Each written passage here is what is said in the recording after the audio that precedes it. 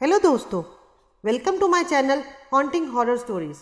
मैं पूजा, आपकी दोस्त, आपको कुछ ऐसी घटनाएं सुनाऊंगी जो हमारी लाइफ में डेली घटित होती हैं। लेकिन ये घटनाएं कुछ अलग हैं क्योंकि ये घटनाएं सच्चाई से जुड़ी हुई हैं। इसलिए मेरे वीडियो को एंड तक ज़रूर देखें। चैनल सब्सक्राइब और बेल आइकॉन को प्रेस करने ना भूलें ताकि आपको मेरी वीडियो की नोटिफिकेशन सबसे पहले मिलती रहे। वीडियो पसंद आए तो लाइक करें। तो चलिए शुरू करते हैं आज की कहानी।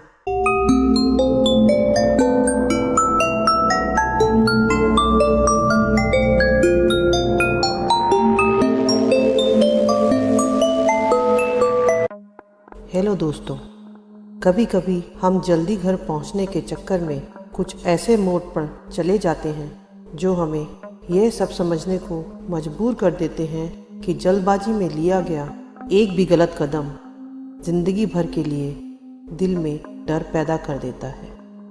ऐसी ही ये घटना लॉकडाउन के दौरान राजस्थान से गुड़गांव आए एक कॉल सेंटर में काम करने वाले साहिल की है। साहिल जो 2 सालों से ऑफिस में काम के ओवरबर्डन के कारण घर नहीं जा पा सका था। 24 मार्च की शाम जब वो अपने ऑफिस से घर आया तो उसे पता भी नहीं था कि ऐसा कुछ होने वाला है। उसने गुड़गांव में एक फ्लैट ले रखा था। साहिल के साथ उसके 2 दोस्त कृष्णा और कार्तिक भी रहते थे। शाम को ऑफिस से लौटकर साहिल अपने दोस्तों के साथ बाहर घूमने चला गया।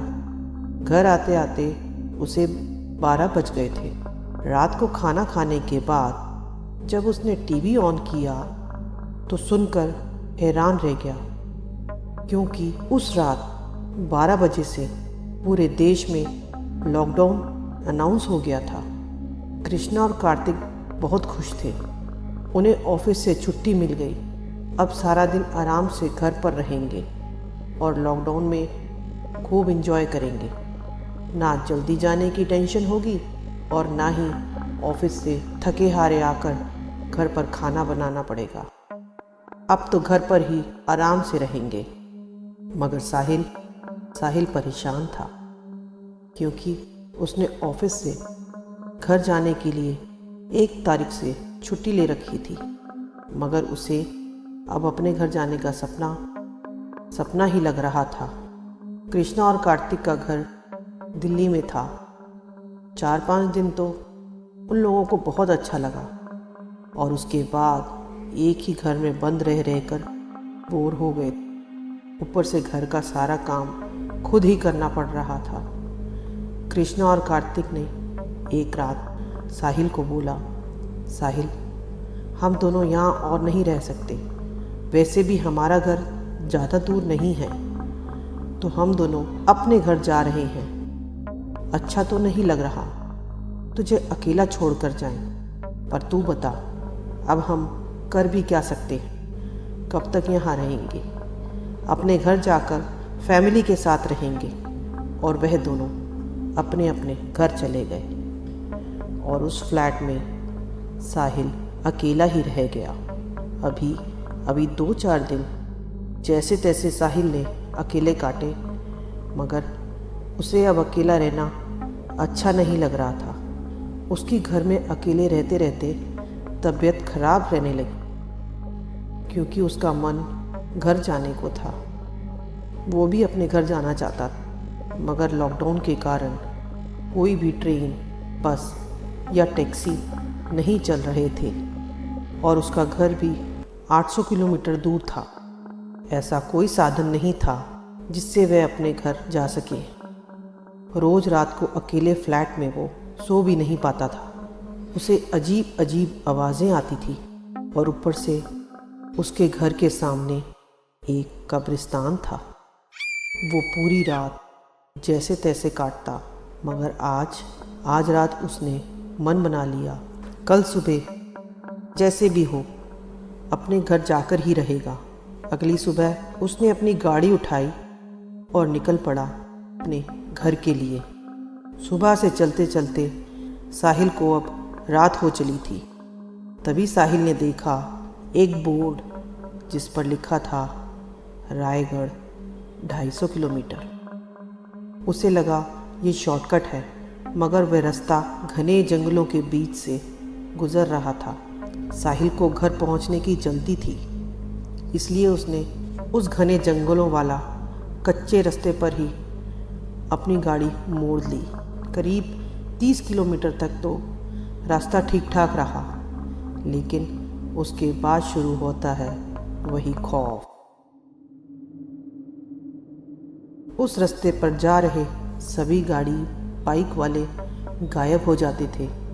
आगे का रास्ता थोड़ा कच्चा था, जो एक सुनसान जंगल से होकर गुजरता था, और वो जंगल मौत के जंगल के नाम से बदनाम था।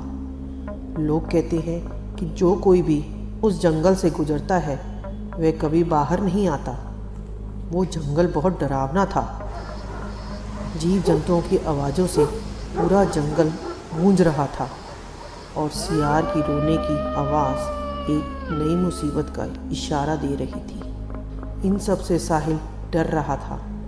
घने जंगलों में हवा के कारण पेड़ों के पत्तों पर ऐसी डरावनी आवाज़ पैदा हो रही थी कि अच्छा खासा इंसान भी डर सकता था।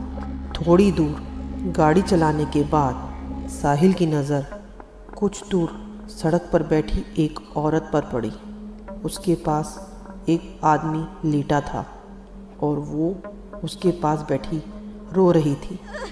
साहिल पहले हैरान हुआ, इस घने जंगल में यह औरत यहाँ क्या कर रही है? इतनी सुनसान और घने जंगल के बीच इंसान कहाँ से आएगा, और वो भी रात के समय? साहिल को लगा शायद उनका एक्सीडेंट हो गया है और इनको मदद की ज़रूरत है। साहिल ने अपनी गाड़ी रोकी और उतरकर उस औरत के पास गया और बोला, क्या हुआ बहन, कुछ हेल्प चाहिए आपको? लेकिन वो औरत उसकी बात को अनसुना कर रोती रही। उसने अपने चेहरे को ढक रखा था। तब साहिल ने उसे हाथ लगाकर बोला, क्या हुआ आपको? यहाँ क्यों बैठी हो? कोई परेशानी हो तो मुझे बताओ।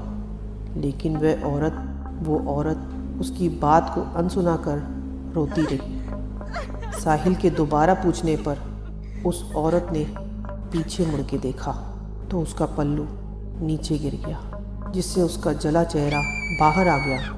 वो बहुत ही बदसूरत और डरावनी लग रही थी। उसे देखकर साहिल पूरी तरह डर गया और वहाँ से भागने लगा। हाँफते हाँफते गाड़ी के पास पहुँचा। साहिल गाड़ी का दरवाज़ा खोलता है तो सुन्न रह जाता है। उस गाड़ी में वो डायन एकदम खूंखार रूप लेकर बैठी थी। साहिल डर कर वहाँ से भागने लगा और बहुत देर भागने के बाद वो गिर गया। तभी उसे वहाँ अपनी गाड़ी खड़ी दिखाई दी। वो जंगल एक भूल भुलैया था। साहिल जहाँ से भागा था वापस वहीं पर आ खड़ा हुआ। साहिल ने फौरन अपनी गाड़ी का दरवाज़ा खोला और बैठ गया और बोला, थैंक गॉड वो चली गई। और जैसे तैसे गाड़ी स्टार्ट की, तभी उसे पीछे सीट से किसी लड़की की भयानक हंसी की आवाज़ सुनाई दी। उसने झट पीछे मुड़कर देखा। वो डायन पीछे वाली सीट पर बैठी थी। उसे कुछ समझ नहीं आ रहा था वो क्या करे। तभी गाड़ी का संतुलन बिगड़ गया और वो एक पेड़ से जा टकराई।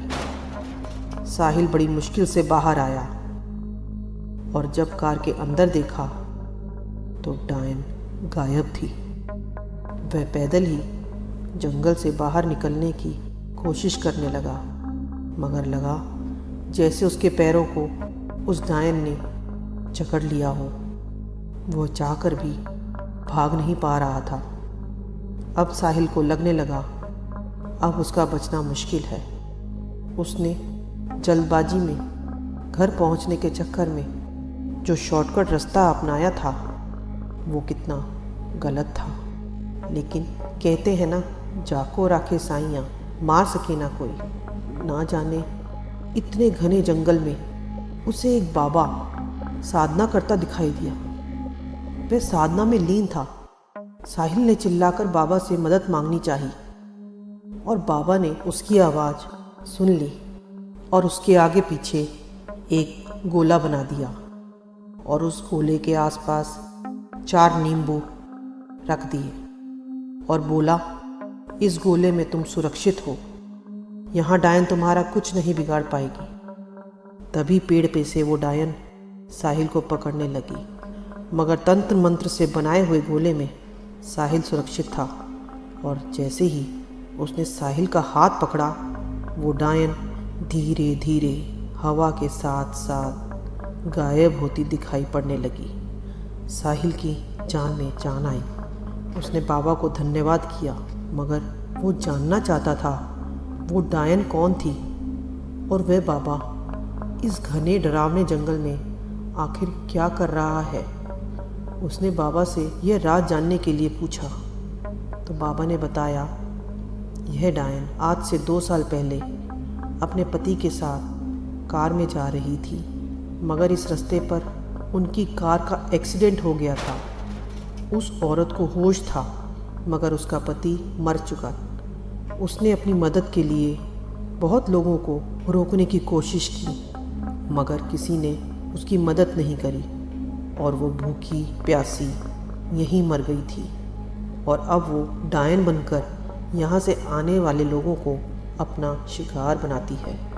मैं यहाँ सालों से तपस्या कर रहा हूँ, मुझे सिद्धि प्राप्त है, इसलिए वो डायन मेरा कुछ नहीं बिगाड़ सकती।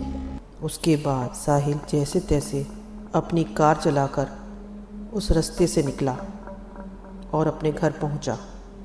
सारी आपबीती गांव वालों को सुनाई।